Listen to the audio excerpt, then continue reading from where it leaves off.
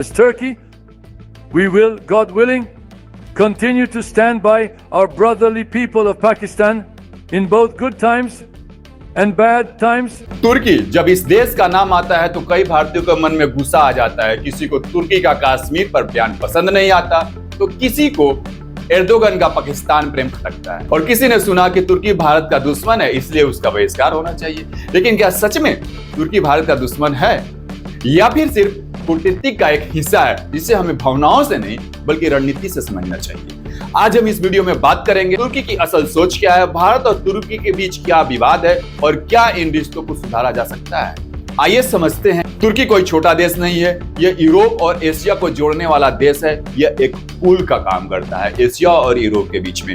इसके साथ नाटो का भी ये सदस्य है और अमेरिका सहित पश्चिमी देशों का रणनीतिक साथी भी है। मुस्लिम आबादी वाला देश है लेकिन उसका मॉडल धर्मनिरपेक्षता के आसपास रहा है। एर्दोगन की लीडरशिप में तुर्की ने कई बार इस्लामी दुनिया में अपनी भूमिका बढ़ाने की कोशिश की है, खासकर जब सऊदी अरब, यूएई और अन्य देशों का प्रभाव घटने लगा। ऐसे में तुर्की ने फिलिस्तीन, कश्मीर, रोहिंग्या जैसे मुद्दों को उठाना शुरू किया ताकि वो इस्लामी देशों में अपनी छवि एक न्याय के पक्षधर की तरह बना सके।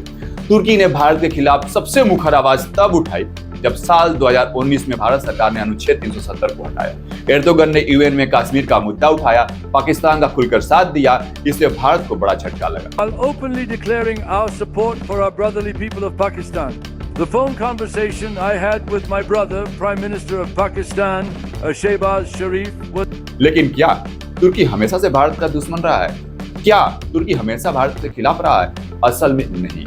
साल 1990 और 2000 के दशक में तुर्की और भारत के अच्छे व्यापारिक और सांस्कृतिक संबंध रहे हैं। अगर बात करें फिल्मों की तो बॉलीवुड फिल्मों की शूटिंग बहुत ज्यादा तुर्की में होती रही है। उसमें एक था टाइगर।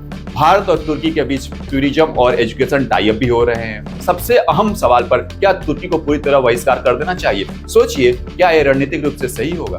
तुर्की के पास यूरोपीय मार्केट और नाटो की पहुंच है। वह भारत की जगह चीन या पाकिस्तान से ज्यादा नहीं जुड़ना चाहता, लेकिन वो मौका पा रहा है क्योंकि भारत पीछे हट रहा है। यदि भारत अपने सॉफ्ट पावर का इस्तेमाल करे जैसे योगा, बॉलीवुड, टेक्नोलॉजी, तो तुर्की के समाज में भारत के लिए समर्थन बढ़ाया जा सकता है। इसका फायदा ये होगा कि भविष्य में जब भी कोई अंतर्राष्ट्रीय मुद्दा उठे तो तुर्की भारत के खिलाफ जाने से पहले 100 बार सोचे। भारत को अपने राष्ट्रीय हित सबसे ऊपर रखना चाहिए, लेकिन भावनाओं में बहकर नहीं।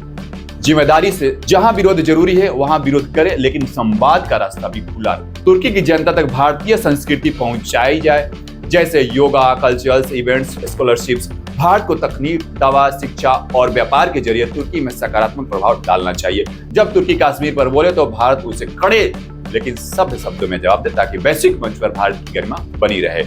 मजबूत मित्रों का नेटवर्क की अगर हम बात करें तो Bharat UAE, Saudi Arabia, Israel जैसे देशों के साथ अपने रिश्ते और मजबूत करे ताकि तुर्की को संतुलन करने में मदद मिले। भारत के युवा वर्ग को भी यह समझने की जरूरत है कि अंतर्राष्ट्रीय संबंध फेसबुक की दोस्ती या दुश्मनी की तरह नहीं चलती।